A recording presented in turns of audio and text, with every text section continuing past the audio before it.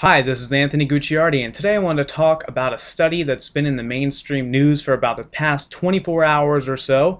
If you've been following the news, you've likely heard about it or read about it online, and that is an analysis. It's actually not really a study, but an analysis that is claiming that organic food is actually the exact same as conventional food and is not any healthier than conventional food whatsoever.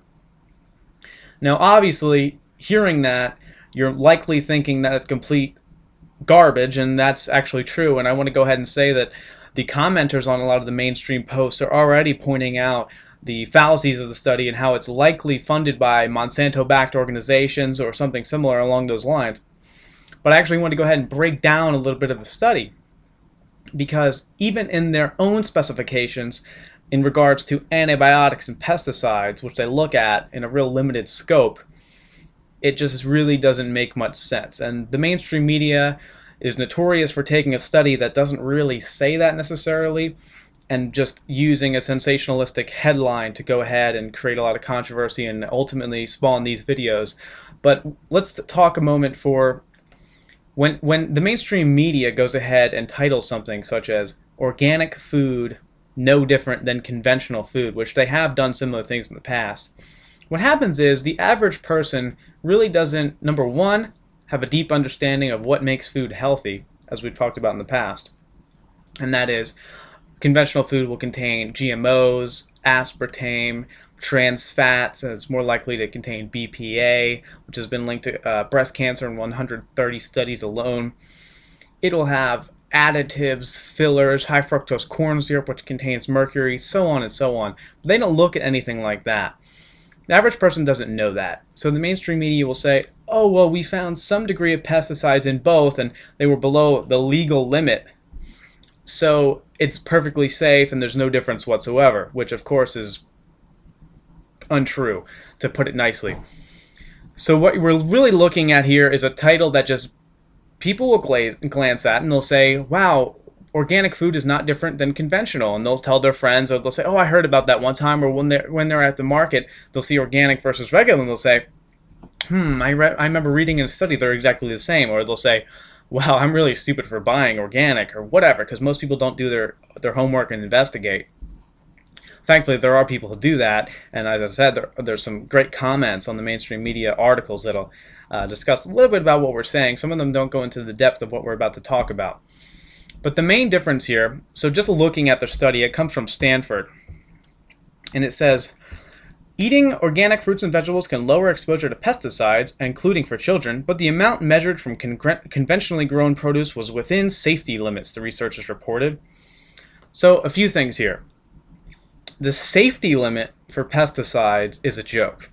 Just as there's a safety limit for mercury, and it's okay to have lead in lipstick and mercury and everything because it's below the safety limit. They don't talk about the compounding amount that you're getting on a daily basis, and they also don't talk about a million other things. But just on this issue right here, it doesn't talk about what pesticides they're using, what herbicides they're using, what insecticides they're using. A lot of conventionally grown produce is using Roundup, which has been linked to infertility, cancer, DNA damage. Roundup, of course, is made by Monsanto. They also don't talk about the fact that many of these pesticides are biopesticides, which are genetically modified into the genetically modified crops, which have been linked to mutant insects, mutant superweeds, cancer, and everything like that. So they don't even talk about that. They just say that the amount of pesticides, not what kind at all, are not above the legal limit, so therefore it must be safe. Absolutely untrue. Then they go on to talk about antibiotics. And then say, oh, well, you know, organic food actually did have a severe difference in antibiotic-resistant germs. It says here, her team did find a notable difference with antibiotic-resistant germs, a public health concern because they are harder to treat if they cause food poisoning. That's pretty funny. Antibiotic-resistant bacteria is actually causing super tuberculosis and everything like that that cannot be treated by antibiotics. That's why they're resistant. They're going beyond antibiotics. They're developing these super hardcore drugs with side effects such as death to fight these super bugs that aren't effective at all. We've outlined some alternative treatments such as oregano oil and everything like that. But the fact of the matter is that to say, oh yeah, they also didn't have antibiotic-resistant mutant bacteria. Seems like somewhat of a concern right there. Then they go on to say, basically, that, yeah, you know, 1/3 of conventional foods contain this bacteria, and super, super low percent, about 4% or so, 7% of organic food had something slightly similar. They don't speak about it. And then all on the mainstream news, they don't link to the study. It took me about 45 minutes to even find what they were talking about, because they have a bit.ly link, which is a custom link set up to link to the study, and you know, any reputable publication will link to the study. They don't even link to the study, they link to the online journal that has it somewhere within its archives, and then you go to the online journal, and they have pop-ups for antidepressant medication, and you're in there looking for it, and you just can't even believe what you're reading. But then you finally read the study, and they don't talk about genetically modified organisms. They don't talk about high fructose corn syrup containing mercury, which, in case you're unfamiliar, we're talking about conventional foods. So conventional foods, processed foods, corn, 96+% genetically modified, soybeans, same thing, somewhere upwards of 96%, some are saying 99%, 100%. It goes on. Sugar, papayas, they don't even examine that. Linked in a review of 18 studies to organ damage, link to superbugs, super mutant weeds, DNA damage, genetic manipulation, just a barrage of episodes, infant mortality, sterility, everything. And they don't even mention that organic food doesn't have these genetically modified organisms in them, and it doesn't have the mercury in the high fructose corn syrup. And in case you're wondering about that, we do have it on our site, but if you don't want to see it on our site and you think that mainstream media is a better source, then just go to Google, type in high fructose corn syrup mercury or high fructose corn syrup mercury Washington Post, and you'll see it in there. So this study is essentially saying, without actually examining it, because they don't really know what they're talking about, that eating mercury is the same as not eating mercury. Eating aspartame, which has been found to cause golf ball sized tumors, is the same as not eating aspartame.